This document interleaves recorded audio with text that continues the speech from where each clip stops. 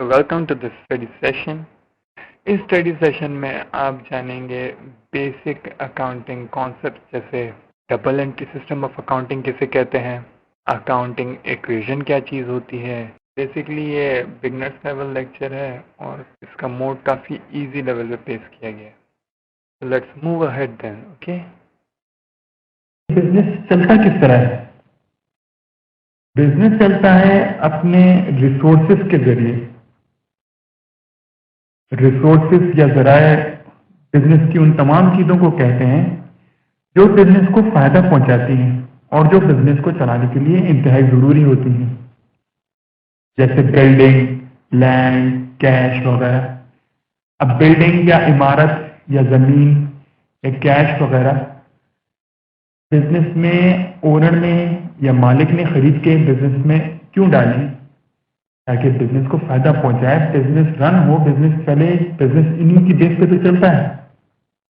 ये सोर्सेज होते हैं। सोर्सेज का मतलब होता है जराए। जराए मतलब वो तमाम जरिए जिनके जरिए बिजनेस अपना ऑपरेशन या अपना कामकाज बरकरार रखता है। इन रिसोर्सेज को एसेट्स कहा जाता है।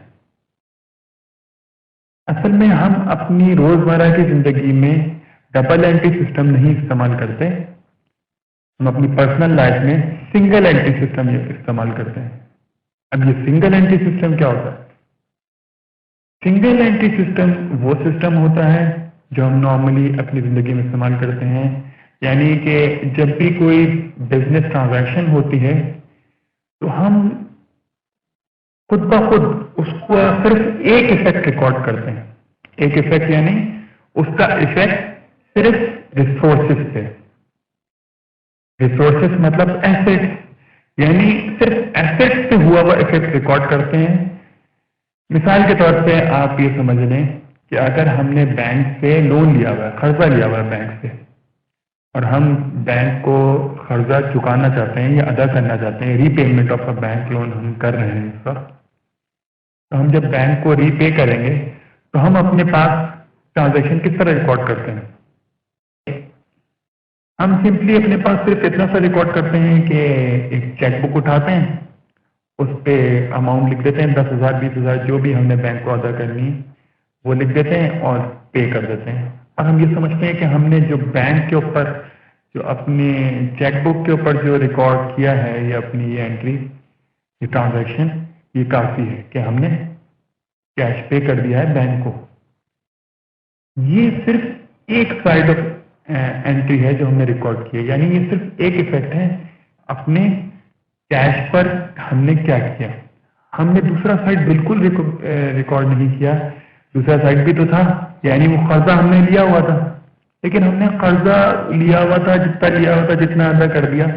हम वो समझते हैं कि ये सारा काम बैंक का काम है। हम जो अपनी रिकॉर्डिंग करते हैं वो सिर्फ इतना कि भाई हमने एक वक्त में कितना कैश पे कर दिया, बस। यानी हम अपनी सिंगल एंट्री में सिर्फ इफेक्ट ऑन एसेट्स रिकॉर्ड कर रहे होते हैं नॉर्मली। जबकि दूसरी तरफ डबल एंट्री सिस्टम जो बिजनेस अकाउंटिंग, जो बिजनेस की अकाउंटिंग में यूज होता है, उसमें दोनों साइड रिकॉर्ड किए जाते हैं। ना सिर्फ ये कि रिसोर्सेज या एसेट के ऊपर इफेक्ट जैसे कि सिंगल एंट्री रिकॉर्ड करता है वैसा इफेक्ट, बल्कि इसके अलावा सोर्सेस ऑफ बिजनेस के ऊपर जो इफेक्ट पड़ रहा है। यानी रिसोर्सेज तो वो हैं जो तमाम चीजें बिजनेस में मौजूद हैं, जैसे कि आपको बताया कि एसेट्स। दूसरी तरफ ये अहम बात है कि रिसोर्सेज बिजनेस में आए कहाँ से, यानी इन रिसोर्सेज की सोर्सेज क्या है, इनकी ये कहाँ से आए हैं, इनके ओरिजिन क्या है, ये कहाँ से आए हैं। दो ही सोर्सेज हो सकती हैं बिजनेस में, यानी बिजनेस में पैसा आने की, फंड्स आने की सोर्सेज सिर्फ दो ही हो सकती हैं। पहली तो कहलाती है, दो मेन सोर्सेज हो सकती हैं इनफैक्ट। पहली सोर्स तो जाहिर सी बात है ओनर खुद, यानी मालिक खुद पैसा लगाए बिजनेस में, वो कहलाता है कैपिटल। पहली सोर्स यानी ओनर खुद पैसा लगाए वो कहलाता है कैपिटल। और दूसरी सोर्स होती है कि लायबिलिटीज लेके, यानी लोन लेके बिजनेस में पैसा लगाया जाए। तो बिजनेस में दो मेन सोर्सेज हुए हैं बिजनेस की। एक सोर्स ये है कि कैपिटल इन्वेस्ट किया जाए। दूसरी सोर्स ऑफ फंड ये है कि किसी से लेके इन्वेस्ट कर दिया जाए, जैसे उसे कहते हैं लायबिलिटी, यानी लोन लिए गए, कर्जे लिए गए।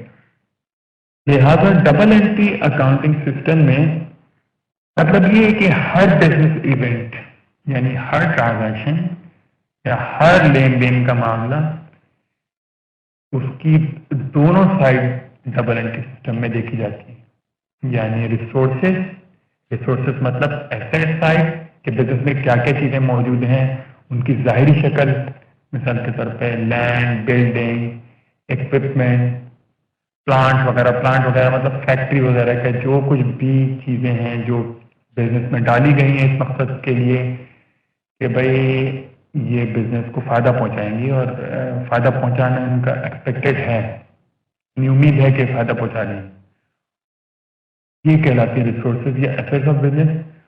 और दूसरी तरफ इनकी सोर्सेज कि ये एसेट्स असल में ये किसने प्रोवाइड किए हैं, क्या ये ओनर ने प्रोवाइड किए हैं यानी मालिक ने, बिजनेस के मालिक ने। तो इस केस में अगर वो ओनर ने खुद प्रोवाइड किए हैं तो वो कैपिटल कहलाएगा, और अगर ओनर ने खुद नहीं प्रोवाइड किए बल्कि बाहर से कहीं और से, इसे कहते हैं एक्सटर्नल इक्विटी, यानी बाहर से लेके उसने इन्वेस्ट की, तो ये एक्सटर्नल सोर्स कहलाती है लायबिलिटी। तो एक ट्रांजैक्शन जब डबल एंट्री सिस्टम में रिकॉर्ड की जाती है तो उस ट्रांजैक्शन के दोनों साइड रिकॉर्ड किए जाते हैं, एसेट साइड भी और दूसरा साइड यानी इक्विटी साइड भी। इसे यूं भी कहा जा सकता है कि रिसोर्स साइड और दूसरा सोर्सेस साइड। और ये एक फैक्ट है कि जितने भी बिजनेस में चीजें लगी होंगी जिनकी जाहिरी शक्ल एसेट्स की सूरत में जाहिर हो रही होगी, वो बराबर होगी उन सोर्सेस के जिन्होंने उन एसेट्स को प्रोवाइड किया है। जाहिर सी बात है एसेट्स वो जाहिरी शक्ल है उन फंड्स की जो सोर्सेज ने प्रोवाइड किए हैं। सोर्सेज मतलब जिन्होंने एसेट्स प्रोवाइड किए, दो ही हैं जैसा कि बताया गया, कैपिटल और लायबिलिटी। इसी के नतीजे में डबल एंट्री सिस्टम निकल आता है जो एक अकाउंटिंग इक्वेशन देता है। अकाउंटिंग इक्वेशन मतलब अकाउंटिंग इक्वेशन यही कहती है कि resources are equal to sources, यानी assets are equal to capital plus liability.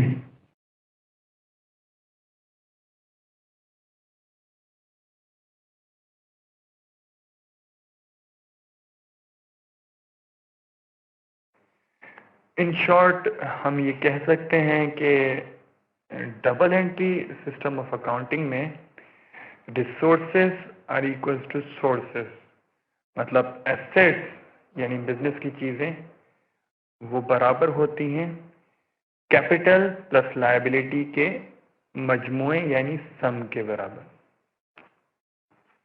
यानी कि जितना पैसा ओनर ने लगाया है जिसे कैपिटल कहा जाता है, और जितना पैसा ओनर ने दूसरों से भी लेकर लगाया है यानी लायबिलिटी जिसे कहा जाता है, अगर ये दोनों का मजमुआ यानी एडिशन या सम कर लिया जाए तो इन दोनों का जो सम है वो बराबर होता है टोटल एसेट्स के। ये इसलिए मुख्तलिफ है सिंगल एंट्री से, double entry system of accounting इसलिए मुख्तलिफ है क्योंकि इसमें दोनों साइड पे इफेक्ट देखा जा रहा है, रिसोर्सेज पे भी यानी बिजनेस की चीज़ें एसेट्स पे भी, और सोर्सेज से भी यानी जिन्होंने वो ये रिसोर्सेज प्रोवाइड किए हैं, जिन्होंने ये एसेट्स प्रोवाइड किए हैं। तो इस लिहाज से सिंगल एंट्री से ये मुख्तलिफ है क्योंकि सिंगल एंट्री जो हम रोज़मर्रा की निजी ज़िंदगी प्राइवेट पर्सनल लाइफ में जो करते हैं उसमें हम सिर्फ एक साइड यानी सिर्फ हम अपने एसेट का ख्याल रख रहे होते हैं और हम ये नहीं देखते कि इसकी सोर्सेस क्या हैं। जबकि जब प्रॉपर बिजनेस थिंकिंग की बात आ जाती है तो अकाउंटिंग न सिर्फ ये कि एसेट्स को देखती है बल्कि इक्विटीज़ यानी कैपिटल और लायबिलिटीज़ को भी देखती है। तो इस तरह एक ट्रांजैक्शन के दोनों एस्पेक्ट कंप्लीटली रिकॉर्ड किए जाते हैं double entry system of accounting में, जिसकी असल में बेसिस ही अकाउंटिंग इक्वेशन है। अकाउंटिंग इक्वेशन जिसका मतलब है total assets equals to capital plus liabilities, यानी टोटल एसेट्स कैपिटल और लायबिलिटीज के मजमूए को कहते हैं। चलें अब इस डबल एंट्री सिस्टम को यानी अकाउंटिंग इक्वेशन को एक एग्जांपल की मदद से समझते हैं। बिजनेस स्टार्ट होता है और ओनर जो है वो $4,000 बिजनेस में लेकर आता है, इन्वेस्ट करता है। अब $4,000 बिजनेस में लेकर आना, इसका मतलब है कैपिटल 4,000 रुपीज इंट्रोड्यूस कराया जा रहा है बिजनेस में, मुतारफ कराया जा रहा है या बिजनेस में डाला जा रहा है। अब बिजनेस में सरमाया यानी कैपिटल 4,000 रुपीज, $4,000 सॉरी आया, तो उसने उस $4,000 के लैंड और बिल्डिंग खरीदे, यानी 2,000 की लैंड और 2,000 की बिल्डिंग्स खरीदी। तो ये तो इन्वेस्टमेंट शेयर है ओनर का, यानी बिजनेस के मालिक का। उसने 4,000 इन्वेस्ट किए हैं और एसेट्स उसके जाहिर हो रहे हैं लैंड और बिल्डिंग की शक्ल में। लेकिन अभी प्लांट भी खरीदना बाकी है, यानी एक मशीनरी या बड़ा हैवी इक्विपमेंट वो खरीदना भी बाकी है। अब उसमें भी इन्वेस्टमेंट करनी पड़ेगी, लेकिन ओनर चाहता है कि इतना पैसा शायद ओनर के पास है नहीं, या ओनर चाहता है कि कोई आउटसाइडर पार्टी इन्वेस्ट करे। इसके लिए वो बैंक से या कहीं ना कहीं से लोन अरेंज करके $1,000 बिजनेस में लेकर आता है और प्लांट परचेज कर लेता है। तो टोटल एसेट्स कितने हो गए भाई, या टोटल रिसोर्सेज या बिजनेस की चीजें आइटम्स कितने हो गए? टोटल एसेट्स हो गए 5,000। अब इन 5,000 में से 4,000 कैपिटल के हैं, तो 1,000 किसके हैं? ऑब्वियसली लायबिलिटीज यानी लोन, यानी आउटसाइडर पार्टीज के। $1,000 आउटसाइडर के हैं, और इससे पता चलता है कि अकाउंटिंग इक्वेशन में टोटल एसेट्स बराबर हुए कैपिटल प्लस लायबिलिटीज के, और इक्वेशन बैलेंस रही। अकाउंटिंग इक्वेशन बिजनेस की हर स्टेज पे बैलेंस रहेगी। कभी तो ऐसा होगा कि एसेट ही बढ़ रहा है, एसेट ही कम हो रहा है, तो कैपिटल लायबिलिटी से कोई फर्क ही नहीं पड़ा, लिहाजा इक्वेशन बैलेंस रही। कभी ऐसा होगा कि एसेट बढ़ रहा है, साथ लायबिलिटी भी बढ़ रही है। कभी ऐसा होगा एसेट कम हो रहा है, लायबिलिटी भी कम हो रही है, या एसेट बढ़ रहा है, कैपिटल भी बढ़ रहा है। तो कुछ भी केस बने,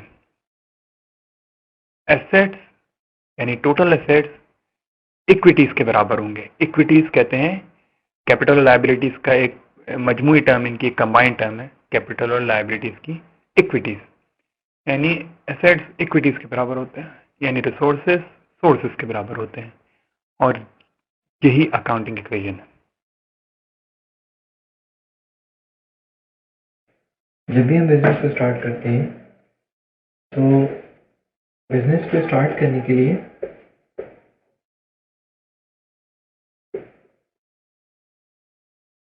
कुछ सोर्सेज होती हैं जहाँ से फाइनेंस को पूल किया जा रहा हो या फाइनेंस जहाँ से जनरेट किया जाए, क्योंकि बिजनेस बहुत ज़्यादा पैसों से स्टार्ट नहीं किया जा सकता। बिजनेस को स्टार्ट करने के लिए फाइनेंस चाहिए या मनी चाहिए या कैश चाहिए, ठीक है। ये मनी या कैश दो ही जगह से कलेक्ट हो सकता है। या तो पैसा इन्वेस्टर खुद अपनी जेब से लगाएगा, अपनी जेब से जो पैसे वो लगाएगा उस पैसे को हम कैपिटल या इक्विटी कहते हैं। तो वो पैसे जो कंपनी के अंदर या बिजनेस के अंदर इन्वेस्टर दूसरे से उधार लेके लगा रहा होता है, उसको हम लायबिलिटी कहते हैं।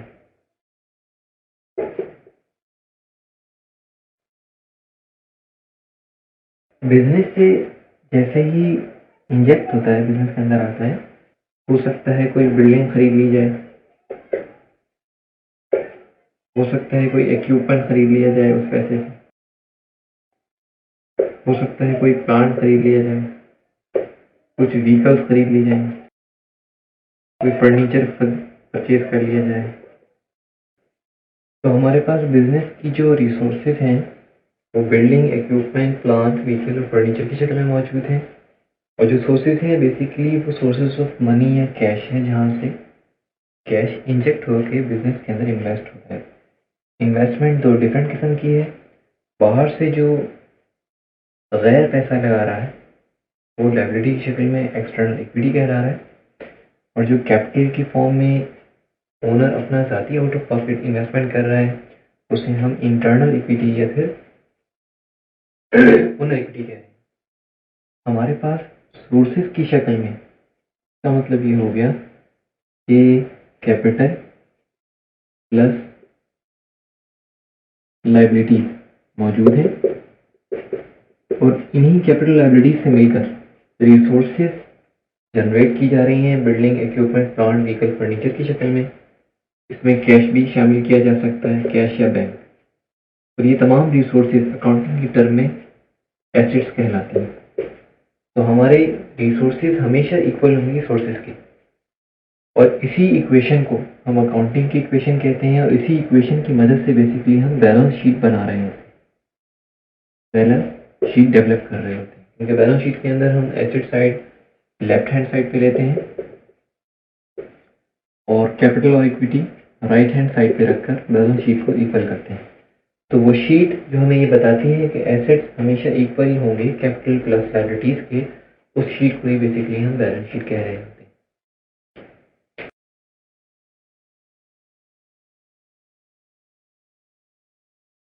अकाउंटिंग का जो डुअल एस्पेक्ट है उसके अंदर हम अकाउंटिंग की इक्वेशन को डिस्कस करने जा रहे हैं। अकाउंटिंग की इक्वेशन हमें ये कहती है कि जो एसेट्स होते हैं वो इक्वल होते हैं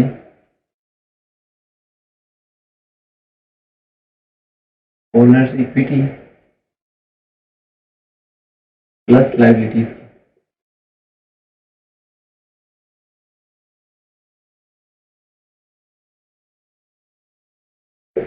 इस इक्वेशन को हम फर्दर आगे जाकर मजीद डिटेल के अंदर डिस्कस करेंगे। अभी हम सिर्फ अकाउंटिंग की इक्वेशन यहाँ पर डिस्कस कर रहे हैं कि assets owner equity plus liabilities के इक्वल होते हैं।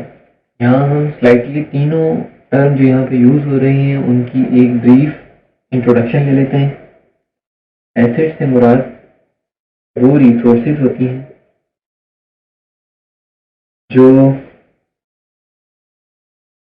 बिजनेस के अंदर यूज की जा रही है।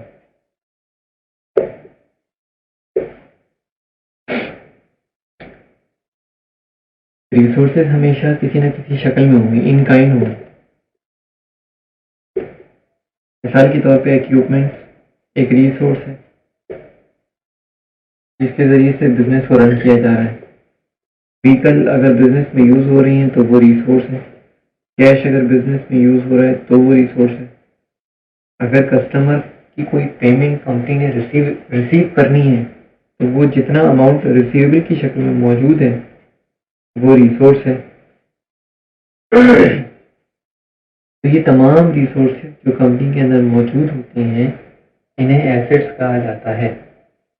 अब इन रिसोर्सेज को कोई ना कोई प्रोवाइडर होता है, इन रिसोर्सेज का कोई ना कोई प्रोवाइडर होगा जिसने इक्विपमेंट ला कर दिया होगा, व्हीकल ला कर दी होगी, या फिर मशीनरी ला कर दी होगी, या वो लैंड होगी जिस पर कंपनी की बिल्डिंग खड़ी हुई है। तो वो तमाम चीज़ें लाने वाले सिर्फ दो ही अफराद हो सकते हैं। अगर ओनर कंपनी का उन चीज़ों को खुद अपने आउट ऑफ पॉकेट पे करके कंपनी के अंदर उन रिसोर्सेज को लेकर आ रहा है तो उन रिसोर्सेज पर क्लेम करने, उन रिसोर्सेज की जितनी अमाउंट, मिसाल के तौर पे machinery, equipment, vehicle, cash, receivable total लगा हुआ है, फर्ज करें 5 लाख रुपये। इन सबको लाने में 5 लाख रुपए खर्च हो गए, खर्च कर लेते हैं। अब अगर इन 5 लाख रुपए में से ओनर ने फर्ज करें 4,50,000 रुपीज लगाए तो ओनर ये कह सकता है कि इस बिजनेस के अंदर लगे हुए 5 लाख रुपीज में से मेरा क्लेम 4,50,000 का है। तो वो क्लेम जो बिजनेस के अंदर एसेट्स के अंदर डिप्लॉय हुआ हुआ उस क्लेम के अंदर ओनर का क्लेम ओनर इक्विटी कहलाता है। और अगर 5 लाख में से 4,50,000 ओनर ने लगाए हैं और बाकी उसने लोन के थ्रू इन्वेस्टमेंट की हुई है, तो जिस शख्स ने वो लोन या जिस कंपनी ने या जिस इंस्टीट्यूट या इदारे ने या जिस बैंक ने वो लोन प्रोवाइड किया होगा वो लोन लायबिलिटी कहलाएगा। और डेफिनेटली वो बैलेंसिंग अमाउंट का होगा, यानी 50,000 रुपीज़ का। तो 4,50,000 का क्लेम ओनर का है और 50,000 की लायबिलिटी लोन की शक्ल में बिजनेस के अंदर लगी हुई है। और ये लायबिलिटी किसी भी या तो पार्टी ने दी होगी या इंडिविजुअल ने दी होगी या किसी इंस्टीट्यूट या बैंक ने इस ओनर को प्रोवाइड की होगी। तो बेसिकली एसेट्स के अंदर जो रिसोर्सेज यूज हो रही होती हैं, वो इन काइंड हो या इन कैश हो, उन रिसोर्सेज पे जो क्लेम होते हैं वो दो ही होते हैं, या तो वो लायबिलिटी का क्लेम होगा या फिर ओनर इक्विटी का क्लेम होगा। ओनर इक्विटी का क्लेम आम तौर पर रेशो के अंदर लायबिलिटी के मुकाबले में ज़्यादा होता है। मिसाल के तौर पे यहाँ पर ओनर इक्विटी 4,50,000 है और लायबिलिटी सिर्फ 50,000 जो कि 10% बनती है, ये 90%, और दोनों को मिलाएंगे तो 100% की आपके पास एसेट्स आ जाएंगे। तो normally owner equity higher proportion के अंदर होती है लायबिलिटी के मुकाबले में। तो बेसिकली एसेट्स के अंदर जितनी इन्वेस्टमेंट लगी हुई होती है उस इन्वेस्टमेंट के दो ही दावेदार होते हैं, दो ही क्लेम करने वाले होते हैं। एक क्लेम करने वाले को ओनर इक्विटी कहा जाता है, जिसको हम बिजनेस का ओनर भी बोलते हैं, और दूसरे को लायबिलिटी कहा जाता है।